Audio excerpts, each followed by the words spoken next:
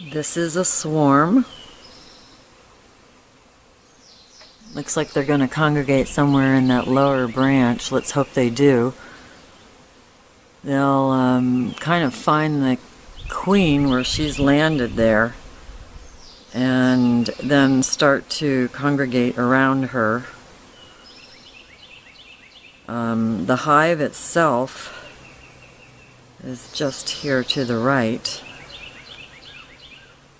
and it still has bees going in and out of it, so there's still bees in the hive. But the whole air, the whole sky was thick with the bees, and we'll just have to wait and see where they land. And I'm assuming it's going to be somewhere in those hives. Let's hope that they land on a branch that's close to the ground, and let's hope that they land on a branch that can hold them. Because if you get 3 or so pounds of bees hanging off of a branch, you don't want the bees to fall. So this should take probably about 10-15 minutes. And we'll be back. Okay, now the hive is settled down. It's nestled in this pine tree, and you see there's an upper and lower group of bees. That's probably about 5 pounds of bees hanging in these pine trees. The queen's in there somewhere, and these little followers are followed into the trees with her, and they are swarming around her.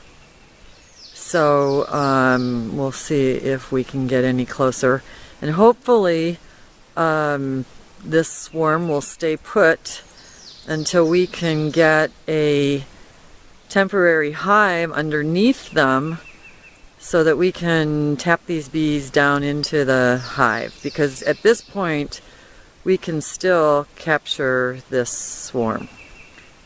Wish us luck. Here we go again. He's going to capture that hive up there that's in the tree in the upper right corner.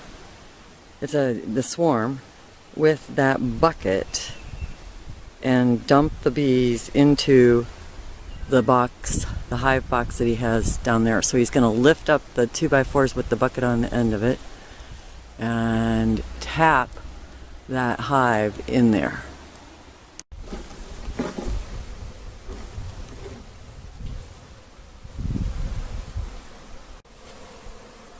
Just hope we got it.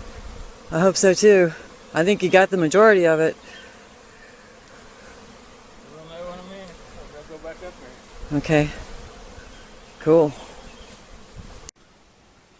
Okay, so we got the bees in the bucket out of the tree, and they're gonna crawl into the hive, and hopefully the queen's in there, smells the honey, wants to go in the hive, and all those guys are gonna follow her into the hive, and then he'll close up the hive and take them away. But they're out of the tree. Oh, you know what? There's still a swarm in the tree. It's got to go up one more time. So he's spraying their wings with sugar water so that they won't fly, and he's already dumped one part of the hive into the condo hive.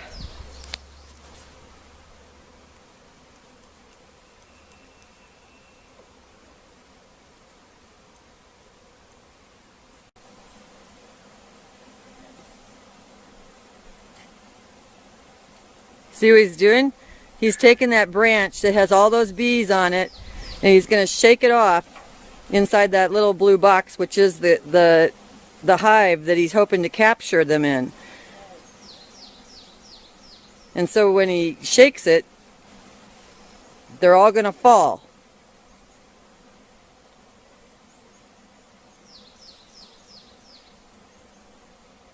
And hopefully he'll knock the queen down in there. But look at all the bees. So did you see him shake it off?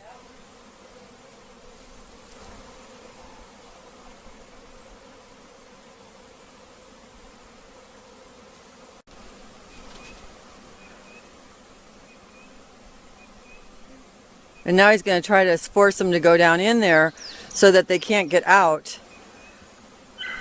and fly away again. Why did you force them in there? Well, he's putting a top on it, a screen on it. What about the ones that are outside? They'll walk inside if the queen's inside. The whole thing is if the queen's inside or not. If the queen's not inside, they'll swarm again.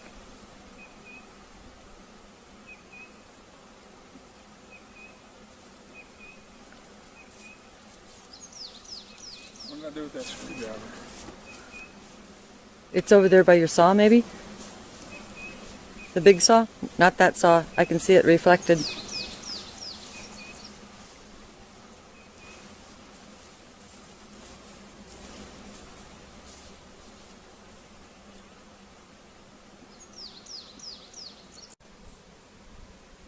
We hope it was a success.